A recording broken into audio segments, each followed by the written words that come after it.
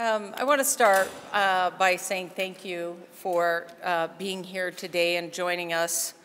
I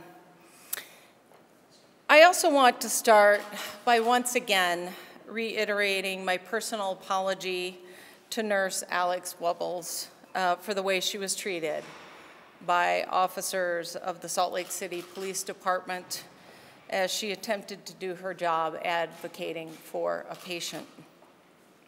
The events of July 26th have certainly shaken our community. They have strained the trust we have built between the public and the police department.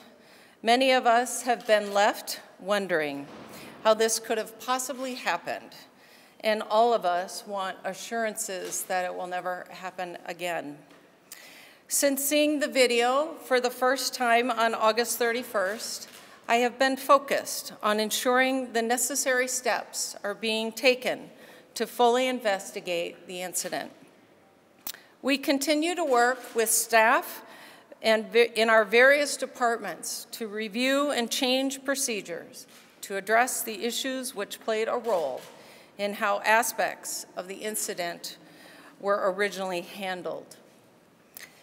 Many in the public have the unfortunate perception that this incident would not have been handled appropriately had it not been for the release of the video by Ms. Wubbles' attorney last week, or 2 weeks ago. This is not true. The police department initiated investigations immediately and took steps the following day to work with Ms. Wubbles and the University of Utah Medical Center. However, the failure to recognize the scope of the incident and to take certain assuring and transparent steps has cast doubt in the minds of many. As mayor, I acknowledge this and work to change that perception. I want to assure everyone that this incident is not reflective of who we are as a city or as a police department. The two Salt Lake City Police Department officers directly involved in this incident have been the subjects of an internal affairs investigation for the last month and a half, as well as an independent civilian review board investigation, which began September 1st. Both of these investigations have resulted in sustained findings, which I will be sharing today due to the great public interest in this case. But before I do that, there are a few critical points I must make. Today's announcement is not the final step in this process. The reports and findings of the IA investigation and the Civilian Review Board will be sent to Chief Mike Brown, who will use them to help guide his decision as it relates to the employment status of the two officers involved. Pursuant to state law and city contract, the officers are afforded up to 20 days to respond to the findings of the IA investigation. This must take place prior to Chief Brown's decision. A separate criminal investigation is currently underway by the district attorney. To prevent any possible impact on this investigation, we will be protecting the testimony gathered as part of these city investigations. Our attorneys can explain more about the Garrity protection when we are done here. The two investigations are based on interviews with the two officers directly involved, a third Salt Lake City police officer who was present, Ms. Wubbles, police reports and footage from 3 body cameras. We will start with the internal affairs investigation, which began July 27th. The mission of the internal affairs is to reinforce high professional standards for the police department, provide accountability to the community, and ensure due process to the police employee who is protected by federal and state law. These investigations can last up to 75 days and are governed by state law and contracts between the city and the police union. In reviewing the evidence, Internal Affairs has sustained the findings, and the following policy violations will be considered. Conduct unbecoming by a police employee, courtesy in public contacts, policy regarding arrests, misdemeanor citations, situations requiring a report, the department's law enforcement code of ethics, the city policy regarding standards of conduct for employees. The Independent Police Civilian Review Board began their investigation September 1st after the footage was made public. The CRB is an independent body comprised of 14 residents and led by a full-time investigator, who works for Human Resources and not Salt Lake City PD.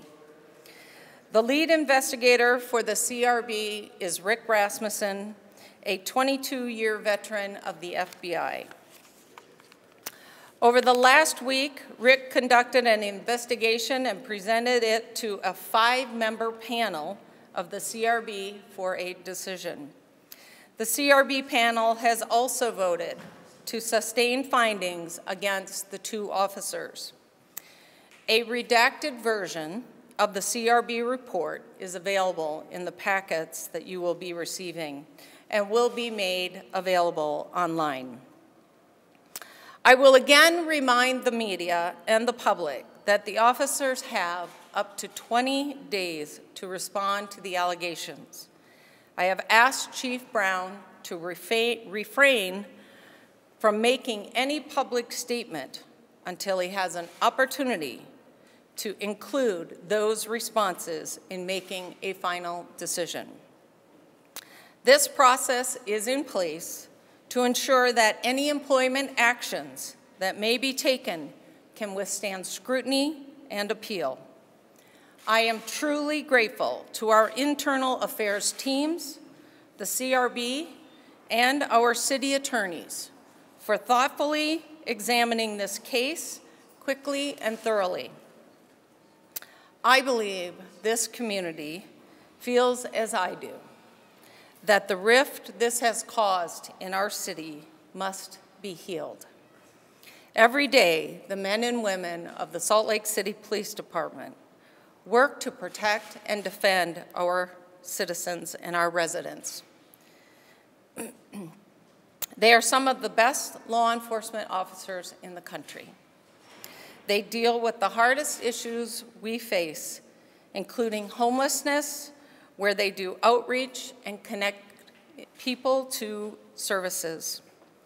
I know many of them become individually involved in the lives of those they serve, often tracking the progress individuals who are suffering from substance use disorder and who are experiencing chronic homelessness. Their compassion is demonstrated every day. I know many of them have been shaken by this incident as well.